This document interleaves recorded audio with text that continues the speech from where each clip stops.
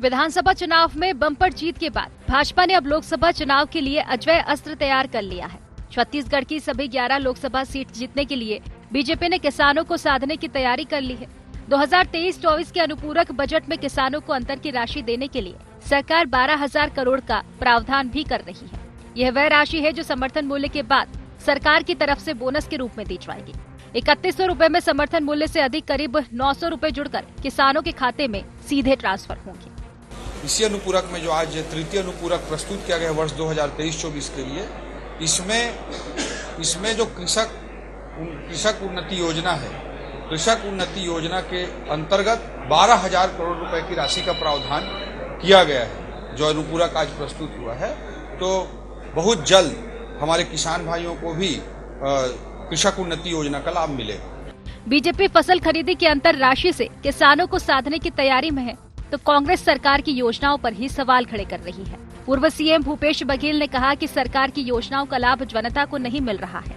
न तो किसानों को राशि दी जा रही है, न ही महिलाओं को महतारी वंदन योजना का लाभ मिलेगा, जबकि कांग्रेस सरकार किसानों की एटीएम रही है। पिछले सत्र में भी आपने देखा है कि ये जो महतारी वंदना योजना के बारे में बढ़ चढ़ कर बात कही गई थी, और पिछले सत्र से लेकर अभी उसमें सप्लीमेंट्री बजट में भी प्रावधान किया गया था 1200 करोड़ का, लेकिन अभी तक के महतारी वंदना योजना की शुरुआत हुई भी नहीं है।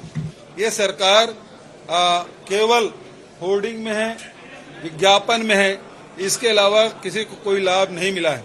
3100 रुपया भी अभी किसी किसान को नहीं मिला। हम लोग को एटीएम बोलते थे, हम लोग एनी टाइम मनी किसके लिए? किसानों के लिए, मजदूरों के लिए, नौजवानों के लिए, बेरोजगारों के लिए, गोबर विक्रेताओं के लिए, इसके लिए एटीएम से। विधानसभा में बजट सत्र के आगाज से ही बीजेपी की लोकसभा चुनाव की तैयारियां दिख रही है। पहले दिन ही सरकार ने अनुपूरक बजट में कृषक उन्नत योजना का प्रावधान कर संकेत दे दिए हैं कि उसका फोकस किसानों पर बढ़ गया है। ऐसे में अब देखना ये है कि कांग्रेस इसका क्या तोड़ निकाल पाती है। IND24 गोहार के लिए छत्तीसगढ़ से कैमरामैन अखिलेश पंवार के साथ ब्यूरो चीफ निधि प्रसाद की रिपोर्ट।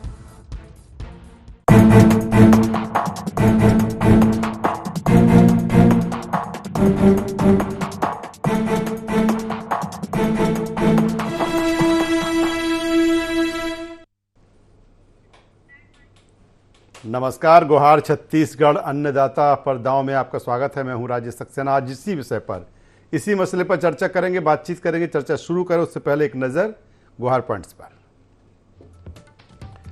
अंतर राशि से किसानों को साधने में कामयाब हो पाएगी भारतीय जनता पार्टी। लोकसभा चुनाव के पहले पूरी हो पाएंगी मोदी की गारंटी। शाह सरकार की योजनाएं कांग्रेस को क्यों लग रही हवा हवाई। भारतीय जनता पार्टी और कांग्रेस में किसने किया किसानों का भला। तो ये महत्वपूर्ण गोहार पॉइंट्स हैं जिसके इर्द गिर्द आज की हमारी चर्चा होगी, डिबेट होगी।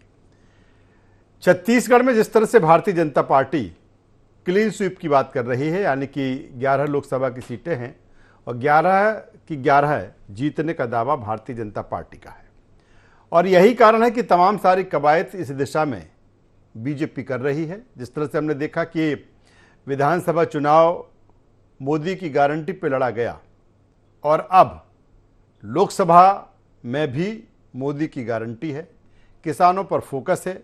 और यही कारण है कि बजट सत्र के दौरान जो अनुपूरक बजट आया उसमें 12,000 करोड़ रुपए की जो राशि है वो किसानों के लिए रखी गई है। इसके ज़रिए कहीं ना कहीं कृषक उन्नत जो योजना है उसमें किसानों को लाभ दिया जाएगा, बोनस की राशि उनको दी जाएगी।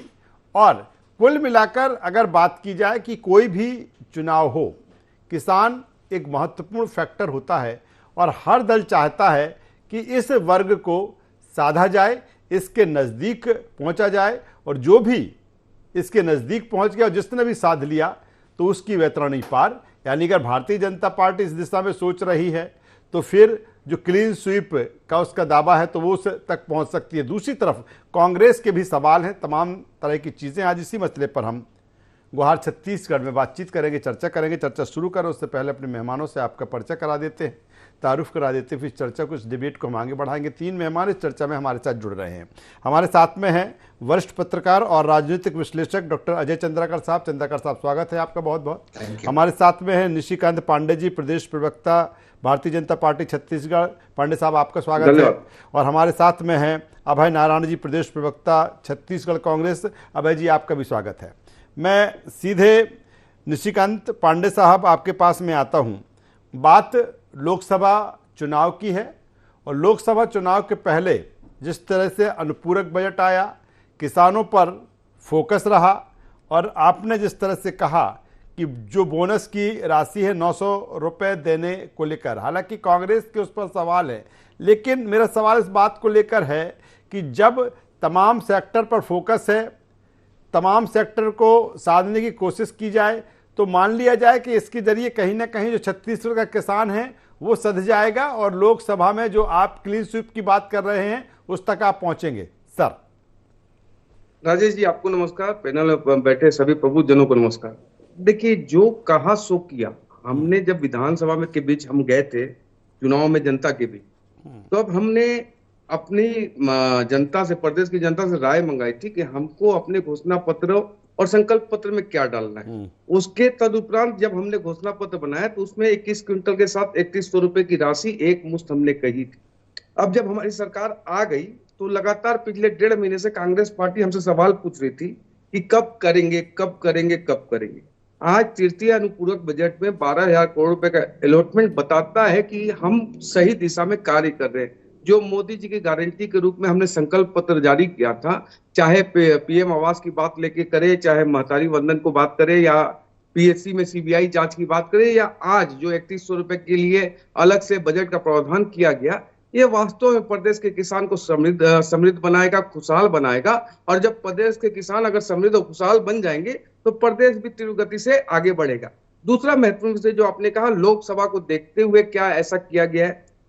राजेश जी, ऐसा संकल्प हमने नहीं रखा था। देखिए, जब हम 2018 में चुनाव हार गए थे तो भी 2019 के चुनाव में प्रदेश की जनता ने नरेंद्र मोदी जी के नाम पे, उनके विकास के कार्यों पे मत अपना दिया था और 11 में से 9 सीटें हमें मिली थी।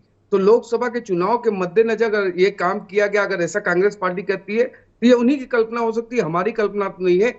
हमारी कल्पना में गरीब, किसान, युवा, वृद्ध सभी के लिए जो हमने वायदे किए थे प्रदेश के हित में, वो वायदों पे संकल्प के साथ खरा उतरना है, ये हमारा प्रयास है। और विष्णुदेव साय जी के नेतृत्व में भारतीय जनता पार्टी सरकार ये काम कर रही है। चलिए पांडे साहब, दोबारा आपके पास में आऊंगा, अभय जी के पास में आ जाता हूं। अभय जी, वो कह रहे हैं कि जो कहा वो किया, जो गारंटी दी हम उसको पूरा कर रहे हैं। हमारा सवाल इस बात को लेकर है, जब हम किसानों को लेकर आज गुहार छत्तीसगढ़ में चर्चा कर रहे हैं, मेरा सीधा सा सवाल है कि क्या तोड़ कांग्रेस के पास? राजीव जी, जितने भी पैनल में आज बैठे हैं सबको प्रणाम कर रहा हूं, नमस्कार कर रहा हूं। कृषक उन्नति योजना उस दिन प्रारंभ हो गई थी जब 2018 में कांग्रेस की सरकार बनी और भूपेश बघेल मुख्यमंत्री बने। एक किसान का बेटा मुख्यमंत्री बना। 2500 रुपये कुंटल की घोषणा करके हम सरकार में आए और शपथ ग्रहण के 2 घंटे के अंदर हमने 2500 रुपया कुंटल में धान खरीदी प्रारंभ करने का काम कर दिया और किसानों का कर्ज माफ कर दिया। ये 2 बड़ी घोषणाएं हमारी थी और दोनों को 2 घंटे के अंदर, शपथ लेने के 2 घंटे के अंदर, जब केवल 3 मंत्री बने थे, मंत्रिमंडल का विस्तार भी नहीं हुआ था, तब हमने कर दी थी। 2500 रुपये कुंटल हम सीधे दे रहे थे। समर्थन मूल्य के अलावा जो भी राशि उसमें थी वो समाहित थी।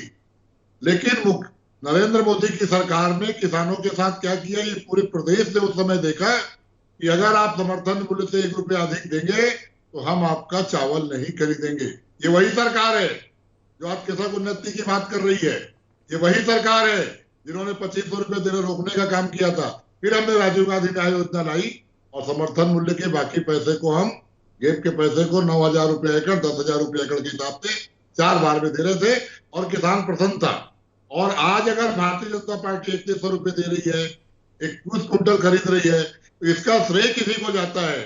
वो कांग्रेस को और भूपेश बघेल को जाता है, जिन्होंने सभी पार्टियों को मजबूर किया है कि अगर छत्तीसगढ़ की राजनीति करनी है, छत्तीसगढ़ में आपको राज्य का सपना देखना है, तो आपको किसानों के साथ खड़ा होना पड़ेगा। मैं बधाई देता हूं कि आपने गारंटी में कहा था कि 3100 रुपये आप देंगे। आज आपने उस योजना का नाम और योजना की राशि बताई, तारीख का पता अभी भी नहीं है, लेकिन हम विश्वास करते हैं। आता हूं अभय नारायण जी, आता हूं दोबारा तारीख सेकंड राउंड में आपके पास में आऊंगा। डॉक्टर अजय चंद्राकर साहब हमारे साथ में हैं। चंद्राकर साहब, अब चूंकि लोकसभा चुनाव उसके पहले कि भारतीय जनता पार्टी और कांग्रेस किसने किसानों का भला किया, इस पर जो चीजें हैं, जो द्वंद्व है, वो अब शुरू हो चुकी हैं। मान लिया जाए कि कहीं ना कहीं अब चूंकि एक किसान, मैंने पहले भी कहा कि किसान एक बड़ा फैक्टर होता है कोई चुनाव को लेकर, और ऐसे में जिस तरह की जो चीज़ें बजट सत्र के दौरान हुई या जो तृतीय अनुपूरक बजट आया उसमें जो चीज़ें कही हैं, मान लीजिए कहीं ना कहीं अब सरकार का फोकस किसानों पर है और यही कारण है कि वो क्लीन स्वीप की बात कर रहे हैं। बिल्कुल राजेश जी, छत्तीसगढ़ की राजनीति में किसान बहुत महत्वपूर्ण और महती भूमिका निभाते आए। डॉक्टर रमन सिंह जी का जो तीसरा कार्यकाल था और उसमें 2 साल बोनस वाला जो विवाद छिड़ा था, इसके ऊपर बीजेपी काफी वैचारिक मंथन की, लेकिन यहाँ पर टेक्निकल विषय है। टेक्निकल विषय यह था कि विधानसभा चुनाव में जाने के पहले बीजेपी हो या फिर कांग्रेस, जनता के लिए जिस तरह से घोषणा पत्र में या संकल्प पत्र में या जो डिक्लेरेशन उनके द्वारा किया गया, तो टेक्निकल इस दृष्टिकोण से कि जब तक विधानसभा में अनुपूरक बजट पारित नहीं हो पाता तब तक राशि का प्रबंधन कैसे होता, तो आज उसकी व्यवस्था कर दी गई और बीजेपी अपने आप को आज कांग्रेचुलेट कर सकती, और साथ ही साथ किसानों को एक मुश्त 3100 रुपया देने का या फिर 21 क्विंटल धान खरीदी का वो रास्ता खोल चुके। खरीदे, लेकिन खरीदने के बाद अब जो भुगतान करने की बात है उसकी भी व्यवस्था हो गई। रही बात कांग्रेस का, अभय नारायण जी जो बोल रहे थे वो भी सही है कि 2500 रुपए में क्विंटल में वो धान खरीदे, ऋण माफी भी किए, लेकिन इस चुनाव में जाने के पहले आर्थिक रूप से जो विधायिका का और कार्यपालिका के द्वारा जो प्रस्तुत किया जाता है, उनके जो कार्य और अधिकार और क्षेत्र हैं, उसके कारण से 3100 रुपए नहीं मिल पा रहा था। पूर्व सीएम का जो कहना था कि 3100 रुपए भी मिला नहीं, अनुपूरक बजट पारित हो गया, अब बीजेपी इसे क्रियान्वित कर देगी। अब लोकसभा चुनाव की बात है राजेश जी, तो 2018 में किसानों को वह राशि अपने डिक्लेरेशन के अनुसार कांग्रेस दी थी, लेकिन बीजेपी सफलता हासिल की थी। पांडे जी जिसका जिक्र कर रहे, या फिर आज पांडे जी बहुत साफ शब्दों में कहे, हमारी सरकार की जो संकल्प पत्र रही, घोषणा रही, वो हमारा कंसंट्रेशन है, लोकसभा चुनाव में इसको जोड़ करके नहीं देखना चाहिए। लेकिन ये तो एक फेत बनता है कि बीजेपी 3100 रुपए में खरीदी की बात की थी, अब वो मार्च तक पेमेंट कर देगी, तो स्वाभाविक है एक नैरेटिव तो बनता है। और वह नैरेटिव, और इसके पहले राजेश जी हम आपके साथ संवाद किए थे कि लोकसभा चुनाव में बीजेपी का स्ट्राइक रेट छत्तीसगढ़ में राउंड फिगर 90% रहा है 1996 से लेकर के लगातार। तो यहाँ पर बीजेपी के लिए 3100 रुपए का राशि व्यवस्था करना अनुकूल साबित हो रहा है, और आज किसानों में उत्साह है, उत्सव का माहौल है, और बीजेपी सरकार भी जो घोषणा की थी उसके ऊपर एक जगह है। आप कह रहे हैं क्योंकि किसान अन्नदाता है और इस देश की और छत्तीसगढ़ की आर्थिक रीढ़ है, और कहीं ना कहीं यही कारण है कि जो चीज़ें हुई हैं, जाहिर सी बात है किसानों में इसको लेकर खुशी का माहौल होगा, उत्साह होगा। सियासत राजनीति अपनी जगह है। मैं सीधे एक बार फिर निशिकांत पांडे साहब के पास में आता हूं। निशिकांत पांडे साहब, आप लगातार एटीएम करके कांग्रेस की जब सरकार थी तो कहते रहे, उसका दूसरा आप मतलब निकालते रहे। आज भूपेश बघेल जी ने कह दिया कि एटीएम के मायने आखिर क्या है उनके लिए। किसानों के लिए एटीएम था, बेरोजगारों के लिए एटीएम था, आप लगातार एटीएम का गलत मतलब निकालते रहे।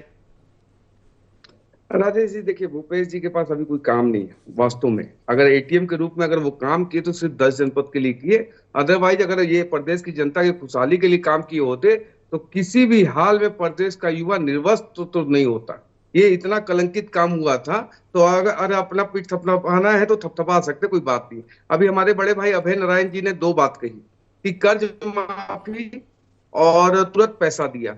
अभय नारायण जी, 5 साल का इतिहास है आपका, 4 किस्तों में आपने पैसा दिया, और कर्ज माफी और 3200 रुपया आपने दोनों इस बार अपने घोषणा पत्र में डाला था। प्रदेश की जनता जानती है कि कांग्रेस पार्टी ने उनके साथ लगातार हर मौके पे छलावा किया, इस कारण आपकी सत्ता को उखाड़ फेंका। आपने भ्रष्टाचार के जो आयाम तय किए ना, उसके परिणाम आज दिनांक तक देखने को मिल रहे हैं। रोज छापे, रोज पैसा निकल रहा है, लेकिन प्रदेश की जनता के हित के साथ आप सरोकार करके दूसरे प्रदेश में चुनाव लड़ाने का काम कर रहे थे। इसको बोलते हैं एटीएम, राजेश जी, कि जो प्रदेश की जनता के संसाधन को लूट के एटीएम के रूप में काम करना। हिमाचल का चुनाव, उत्तर प्रदेश का चुनाव, कर्नाटक का चुनाव में पैसा लगाने के लिए भूपेश बघेल जी वहां जाते थे। ये बोलते हैं एटीएम। आपने अगर जनता समृद्ध हो गई होती तो, जैसे राजेश जी, मैं आपसे एक छोटा बात बोलता हूँ जी, हमारी सरकार 3, 8, 13 में आई, आपने इतना अच्छा काम किया था, प्रदेश की जनता समृद्ध हो गई थी, किसान भी एकदम खुशहाल हो गया था। 1500 क्विंटल और 2500 रुपए के माध्यम से, तो आपको सरकार से उखाड़ के क्यों फेंके? ये प्रतिबद्धता होती है कि जनता के साथ प्रदेश का विकास भी करना पड़ता है। चारों तरफ सड़कों का एकदम गड्ढा आपको दिखने को मिला। प्रदेश की सारी व्यवस्थाएं, चाहे स्वास्थ्य व्यवस्थाएं हो या शिक्षा की व्यवस्था हो, धरातल से नीचे चली गई। आत्म आनंद में रहने वाली ये सरकार सिर्फ अपना पीठ थपथपाती रही। इस कारण आज प्रदेश के सरकार के रूप में नहीं, विपक्ष के रूप में ये विधानसभा में बैठे हुए। जी राजेश जी, चलिए मैं सीधे अभय नारायण जी के पास में। तो अभय नारायण जी, जिस तरह से निशिकांत पांडे साहब कह रहे हैं या फिर जिस तरह से भारतीय जनता पार्टी कह रही है, लेकिन मैं अगर हम जब चूंकि उस मुहाने पर खड़े हैं कि कहीं ना कहीं अब लोकसभा का चुनाव है, बहुत कम है, और डॉक्टर अजय चंद्राकर साहब के साथ में अभी भी जो चर्चा हो रही है, इसके पहले भी कई बार जब चर्चा हुई तो निश्चित तौर पर जो स्ट्राइक रेट रहा है लोकसभा चुनाव का, छत्तीसगढ़ में वो 90+ के ऊपर रहा है।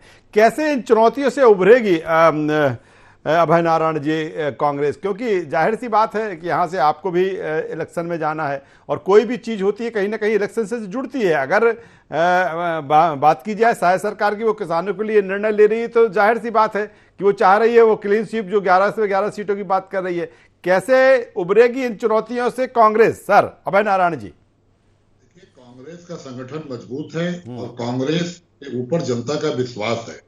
छत्तीसगढ़ का आप रिजल्ट देखेंगे तो न तो परसेंटेज में अंतर आया है, ना हमको मानने वाले और हमको वोट देने वाले मतदाताओं में कोई कमी आई है। सीटों की संख्या में जरूर कमी आ गई, और उसके लिए हम जो दोषी मानते हैं उसको हम कई बार मंचों में कह चुके हैं कि भारतीय जनता पार्टी छल प्रपंच कपट करके इस सरकार को ले गई। चाहे उसमें ईवीएम का हम नाम लें, चाहे मीटी का नाम लें, चाहे इनकम टैक्स का नाम लें, और आज भी इनको अपने कामों पे भरोसा नहीं है। आज भी इनको विष्णुदेव सरकार पे भरोसा नहीं है। आज भी ये आईटी और इनकम टैक्स को, ईडी और आईटी को छत्तीसगढ़ में छोड़ के रखे हैं। तो चाहे झारखंड की सरकार हो, दिल्ली की सरकार हो, बंगाल की सरकार हो, जहां विपक्ष के मुख्यमंत्री हैं और देश में अच्छा काम कर रहे हैं, वहां ईडी और आईटी घूम रही है, वहां नरेंद्र मोदी के काम नहीं घूम रहे हैं। मैं चैलेंज करता हूं, पिछले चुनाव में अभी चंद्राकर जी ने बहुत अच्छी बात कही कि हम 68 सीट आए, 14 सीट में भाजपा आई, लेकिन लोकसभा में 9 सीट भाजपा की आ गई। हमने 25 तो भी दे दिया था, हमने कर्जा माफ भी कर दिया था, हम बड़ी संख्या में जीत के भी आए थे। लेकिन जनता तो जनार्दन है, जनता फैसला करेगी। लेकिन जनता के अलावा भी जिन टूल्स का ये उपयोग कर रहे हैं, जिस टूल्स की पूरे देश पे चर्चा हो रही है, आज माननीय प्रधानमंत्री का भाषण में सुन रहा था, जो धन्यवाद प्रस्ताव पे बात कर रहे थे, वो अपने कामों की बातें नहीं कर रहे थे। केवल राहुल गांधी, केवल गांधी परिवार 47 में लेके 2014 तक का सपना देखने की बात जो थी ना, नेहरू जी ने क्या कहा, इंदिरा जी ने क्या कहा, आज राहुल जी क्या कर रहे, ये जो इनके दिमाग में है ना कि हम जनता के बीच जाकर मतदान से कांग्रेस को नहीं रोक पाएंगे, तो अपने टूल्स छोड़े हुए हैं, उसका काम कर रहे हैं। फिर भी चुनौतियों को हम स्वीकार करते हैं। 11 की 11 लोकसभा सीटों में बहुत अच्छे उम्मीदवार आएंगे, और आप परिणाम देखिएगा। परिणाम जब आएगा तो आप देखिएगा, हम बेरोजगारी की बात करेंगे, 2 करोड़ रोजगार कहाँ गए। हम महंगाई की बात करेंगे कि टमाटर, आलू, दाल, तेल क्या भाव है। हम पेट्रोल डीजल की बात करेंगे, और जिन किसानों की ये बात कर रहे हैं ना, वही किसान अब पछता रहा है कि हमारा काका कहाँ गया, हमारा किसान मुख्यमंत्री कहाँ गया। आज तो कर्जा माफ होना था, गोबर खरीदने वाला कहाँ गया। तमाम महतारी बंधन योजना का क्या हाल है, 12,000 किसको मिलेगा, किंतु परंतु करके विवाहित महिलाएं ले आए। गैस सिलेंडर आज भी लोग खोज रहे हैं, बेरोजगारी भत्ता आज भी लोग खोज रहे हैं। तो हमारी जो योजनाएं थी, हमारा चलिए कार्यक्रम था। चलिए, निशिकांत पांडे साहब कुछ कह रहे हैं, उसके बाद मैं डॉक्टर अजय चंद्राकर साहब के पास में आऊंगा। निशिकांत पांडे साहब, क्या आप अपनी बात रख लीजिए, फिर डॉक्टर अजय जी के पास में आऊंगा। निशिकांत पांडे साहब। अभय नारायण जी, आपने ठीक कहा। प्रदेश की जनता लगातार 5 वर्षों से बेरोजगारी भत्ता कहाँ गया पूछ रही थी, आप सुन नहीं पा रहे थे। सत्ता के मत में थे, 68 सीट थी तो आप सुने नहीं। लेकिन दूसरी बात, अभय जी मुझे लगता है पर्याप्त समय, अभय जी पर्याप्त समय दिया है। मुझे, मैं चाहता हूँ निशिकांत पांडे साहब जवाब दे देता हूँ। चलिए अभय जी निशिकांत पांडे साहब को बोलने दीजिए।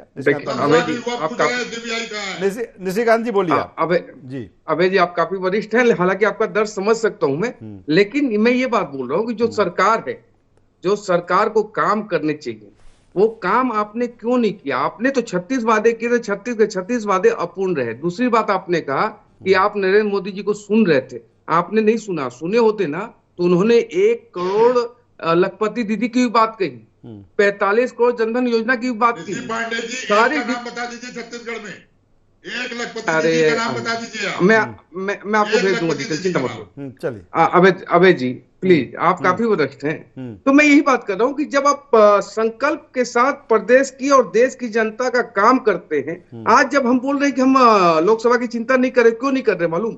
65 करोड़ लगभग, अभय किशोर जी, अभय जी फिर से सुनिए, 65 करोड़ लगभग हितग्राही डायरेक्ट केंद्र सरकार से जुड़े हैं, चाहे शौचालय के नाम से हो, चाहे जल जीवन मिशन के नाम से हो, डीबीटी के नाम से, पीएम किसान सम्मान निधि के नाम से हो, ऐसे कई योजना, आयुष्मान भारत के नाम से हो। तो आप जब प्रदेश के और देश के जनता के बीच में और जन आकांक्षाओं के अनुरूप अगर आप काम करते हैं, तो जनता आपको लगातार मैंडेट देती है। और हम चुन के आ रहे हैं इसलिए कि हमारे काम शानदार हो रहे। आज जैसे आपने बोला कि लोकसभा में सुना आपने मोदी जी को, उन्होंने इंफ्रास्ट्रक्चर की बात कही कि विश्व में नंबर 1 पे इन्वेस्टमेंट करने वाला भारत है। मोबाइल मैन्युफैक्चरिंग की बात कही कि विश्व में दूसरे नंबर पे मोबाइल मैन्युफैक्चरिंग करने वाला भारत है, तीसरे नंबर पे ऑटोमोबाइल। अजय चंद्राकर साहब के पास में, डॉक्टर अजय चंद्राकर साहब, सवाल इस बात को लेकर भी है कि कहीं ना कहीं जिस तरह से पीएम मोदी की जो गारंटी रही है, न केवल छत्तीसगढ़ बल्कि जिन हिंदी भाषी जो खासतौर पर राज्य रहे, राजस्थान, मध्य प्रदेश, क्या ये चूंकि जो वो भी जानते हैं, भारतीय जनता पार्टी जानती है कि हमें पहली प्राथमिकता में लोकसभा के चुनाव के पहले जितनी हम एक बेहतर जो चीज़ें हैं, जो गारंटी हैं, उनको पूरा कर सके। और यही कारण है कि चाहे किसान हो या फिर उनके एजेंडे में अन्य, उनका जो संकल्प पत्र था, उनके अनुसार जो चीज़ें हैं उनको पूरा करना वो जानते हैं कि लोकसभा चुनाव के पहले पूरा कर लेना चाहिए। तभी चूंकि इस बेल्ट से ज़्यादा उम्मीदें हैं, चाहे मध्य प्रदेश, राजस्थान, छत्तीसगढ़। बिल्कुल राजेश जी, आपके प्रश्न के पृष्ठभूमि में हमें जाना चाहिए जी। एक समय था जब छत्तीसगढ़ में डॉक्टर रमन सिंह जी के कार्यकाल में पीडीएस जो मॉडल था, उसकी पूरे भारत में चर्चा थी और प्रशंसा हो रही। उसके बाद भूपेश जी के समय छत्तीसगढ़ मॉडल की बात हुई। आज तो एक प्रकार से कह सकते हैं बीजेपी अनुपूरक बजट जो लाई है, उससे यह काफी दिलचस्प हो गया है। और छत्तीसगढ़ के किसानों को 3100 रुपए मिल रहा है, तो देश भर के किसानों के लिए भी एक उषा बेला दिखाई देती है राजेश जी। और देश भर के किसान आप कह सकते हैं बीजेपी से कि लोकसभा चुनाव में जाने के पहले जिस तरह से आप छत्तीसगढ़ में 3100 रुपए दे रहे हो, आप अपने संकल्प पत्र में रखिए। यह काफी उषा बेला के रूप में देखा जाएगा। अब बीजेपी की रणनीति क्या बनती है, यह अपने संकल्प पत्र में रखती है। बॉर्डर में, दिल्ली के बॉर्डर में किसान जिस तरह से बैठे थे, ये सब विषय। रही बात मोदी जी के गारंटी का, या फिर अभी अंतरिम बजट की बात हो रही थी, तो अंतरिम बजट में वो गहराई में हम जाते हैं तो कुछ अनकही बातें भी हैं। और जिस तरह से IMF और वर्ल्ड बैंक जिस तरह से एक सलाह दी थी, उसका भी क्रियान्वयन इस बजट में देखा गया है। लेकिन 10 साल सरकार केंद्र में रही है, वो अपनी योजनाओं को लेकर के जनता के सामने जाएगी, अपनी विश्वसनीयता को साबित करने का प्रयास करेगी। लेकिन 10 साल का एंटी इनकम्बेंसी भी होता है, और प्रतिपक्ष के रूप में जितनी भी क्षेत्रीय पार्टियां या राष्ट्रीय पार्टियां हैं, वो जनता को किस तरह से एड्रेस करते हैं। लेकिन आज 3100 रुपए पुनः उषा बेला का दिन है, और इस उषा बेला में पूरे भारत के किसानों के ऊपर एक प्रकार से उनकी चलिए डॉक्टर जागरूकता बढ़ी चंद्रशेखर है, साहब, ये बेहतर आप बात महत्वपूर्ण कर रहे हैं। अन्नदाता पर जिस तरह से दांव भी हम कह सकते हैं, किसानों को लेकर कह सकते हैं कि एक बड़ी जो चीज जो ऐलान किया गया है, ये भी कह सकते हैं 12,000 करोड़ रुपए का प्रावधान जिस तरह से अनुपूरक बजट में किया गया है, बोनस को बढ़ाया गया है, और कहीं ना कहीं एक तरफ किसान की समृद्धि, खुशहाली, और कहीं ना कहीं इसी के जरिए अर्थव्यवस्था चाहे देश की हो या फिर बेहतर स्थिति छत्तीसगढ़ को बनाने की तरफ हो, जिस तरह से शायद सरकार ने फैसला लिया है। जाहिर सी बात है, जब चुनाव है तो चुनाव से ही चीज़ें जुड़ेंगी। तीनों मेहमानों का धन्यवाद करता हूं, शुक्रिया करता हूं। तो जिस तरह से छत्तीसगढ़ में अन्नदाता पर जिस तरह से शायद सरकार ने फैसला लिया है, 900 रुपये समर्थन मूल्य के तहत जो बोनस बढ़ाने की बात की गई है, 12,000 करोड़ का जो प्रावधान है जो अंतरिम बजट में, सप्लीमेंट्री बजट में, और कहीं ना कहीं किसान जो छत्तीसगढ़ का है वो इससे खुश है। दूसरी तरफ इस पर सियासत भी है, राजनीति है। जाहिर सी बात है, लोकसभा चुनाव है, ये होना लाजमी भी है। गुहार छत्तीसगढ़ में बस इतना ही। ID24 पर खबरों का सिलसिला लगातार जारी है, बने रहिए हमारे साथ। नमस्कार।